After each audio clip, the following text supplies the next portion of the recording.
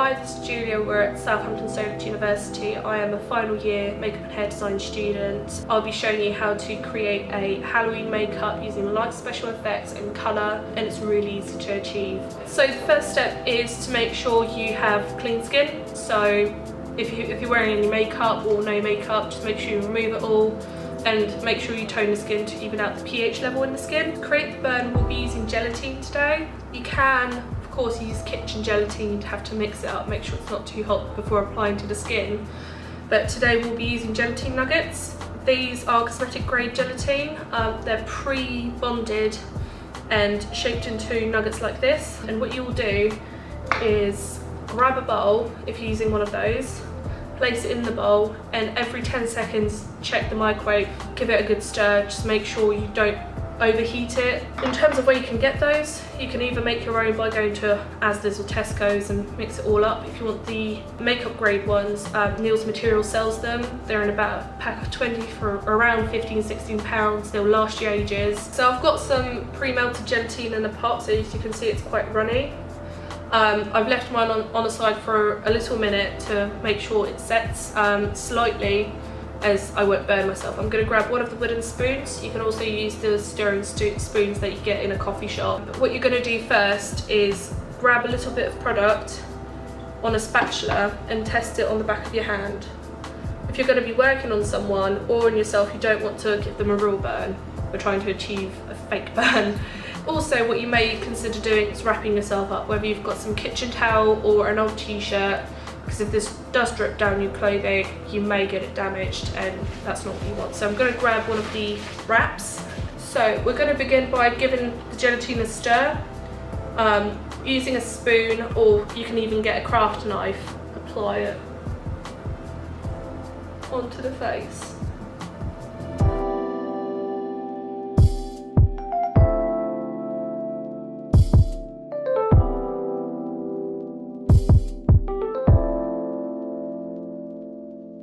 Right, so now that we've got the gelatine applied, we wait a minute, maybe two, depending on the thickness that you've applied, to make sure it's completely bonded and set. Also, if you see too much of a irregular shape happening, maybe reheat the gelatine and add a few more strands to make it look a bit more organic, depending on where you're placing it on the body.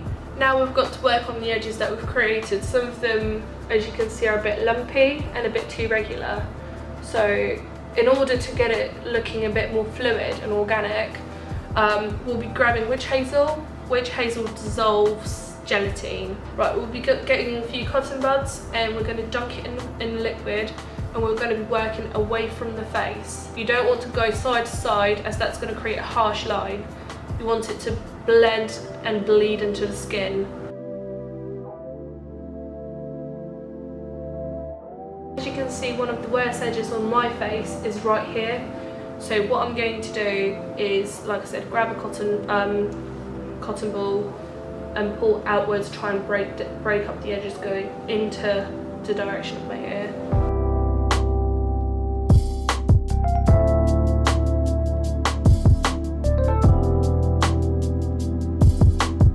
Before we colour, before we move on to making it look like a real burn, we have to powder it down to get rid of the tackiness. You can use talcum powder, or you can use translucent powder to do so. I'm going to be grabbing a powder puff and some translucent powder.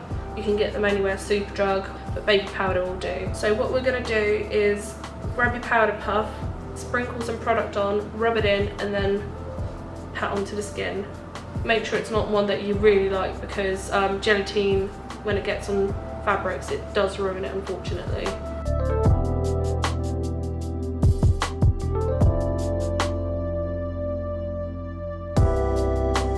Now that the gelatine is powdered, it really does feel like skin. So this is the point where you're actually going to decide where to apply colour and how much. In terms of what kind of product is best for colouring, I'd say grease-based paint. You can get it from a costume store, but I personally would recommend it because the viscosity of the product's not the same. You're not going to get the same kind of payoff and longevity on the piece that you're painting.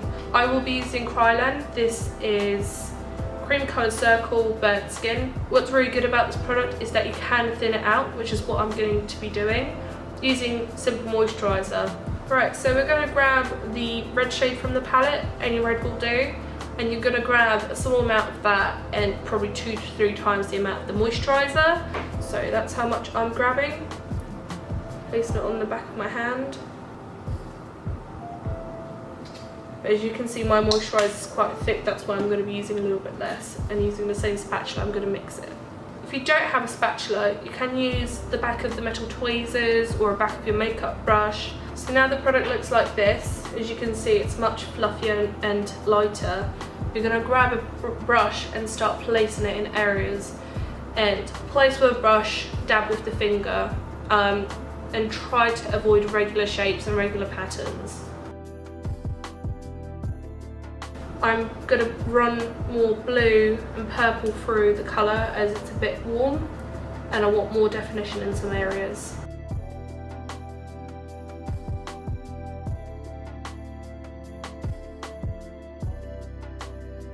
Right, now that you've got something that looks like this, we're going to grab the black shade and we're going to mix it with red. So it's going to be predominantly red with a hint of black.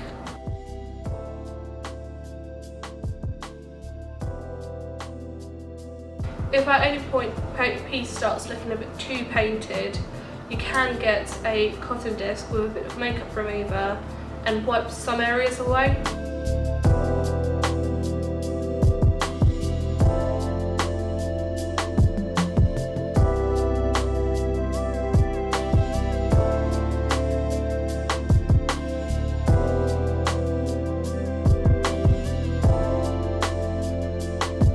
We're going to look at the skin. It depends how comfortable you are with wearing foundation.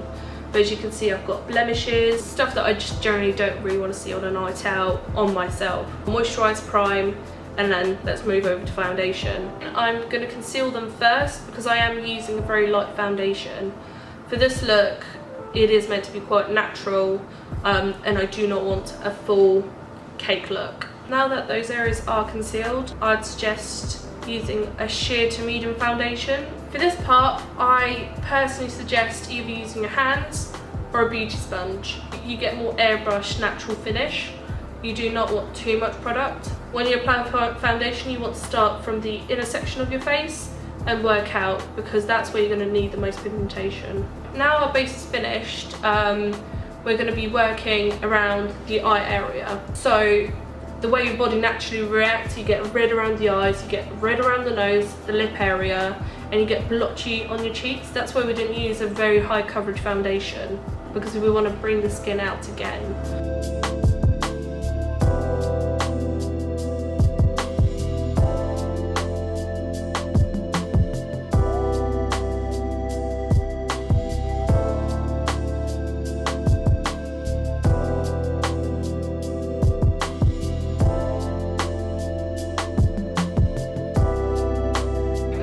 The pigmentation on the face is done. As you can see, my eyes are looking really heavy.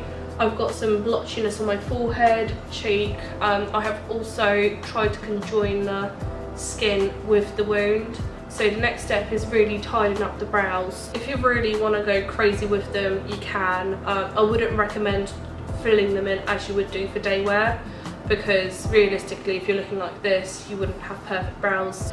But I'll be grabbing a brow gel. You can get them from drugstore as well as high-end. I'll be using a MAC one, and I am actually going for a spiked up look. I want my eyebrows to look messy and out of the way. At the moment they are laying down pretty flat.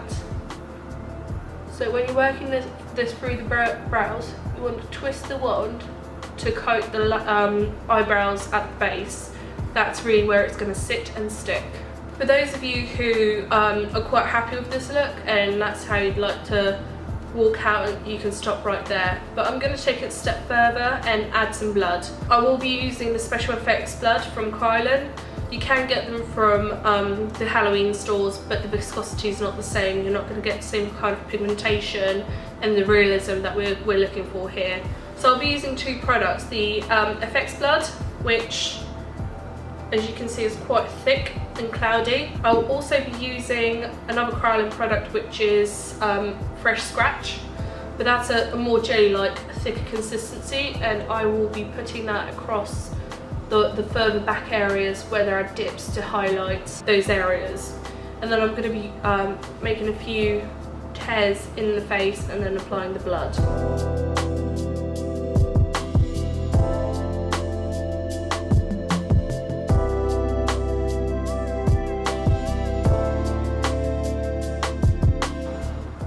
And as you can see, I'm poking my brush in, and that's just giving the whole look a slightly more natural feel. Don't worry if you went a bit over the makeup, you can just dab the blood away.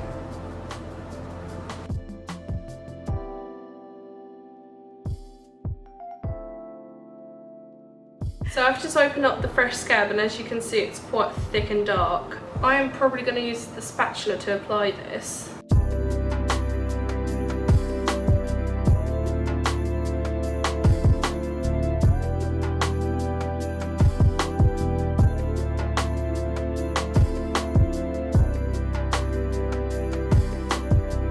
Right, so as you can see, this area is coming off, so I'm going to use latex to stick it back on. If you do not have latex, don't worry. If you have eyelash glue, it will do the same job as it is latex based.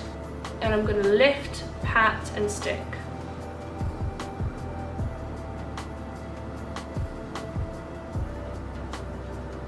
Right, also for a messier look, you can get a sponge.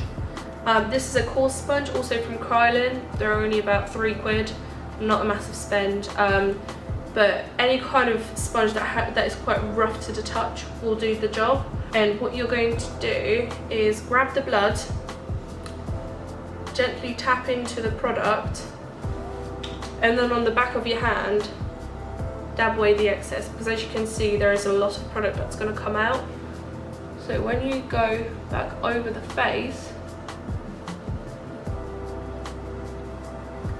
you only want to work in light areas. If you feel like you've applied a bit too much blood or too much product, you can always get some makeup remover and wipe away some of the areas.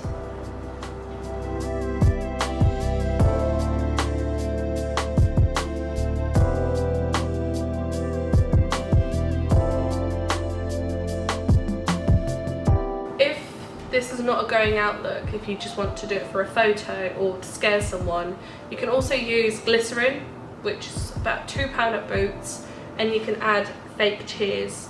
The reason why we're going to be using glycerin instead of eye drops is eye drops are very, very runny. Glycerin cannot go right in the eye, but it is safe to be used around the eye.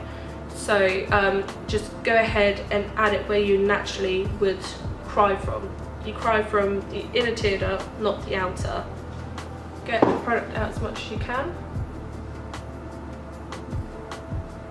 and place it right here.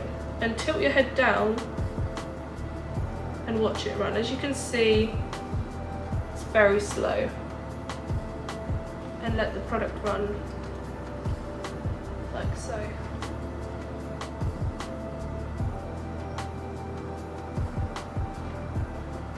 Right, so this is the finished look. As you can see, I've put my hair down. You can style your hair however you like. You can have it curly, you can have it up, down, gelled, messy. It's completely up to you. So I hope you've enjoyed this video. Good luck if you just do decide to recreate this look.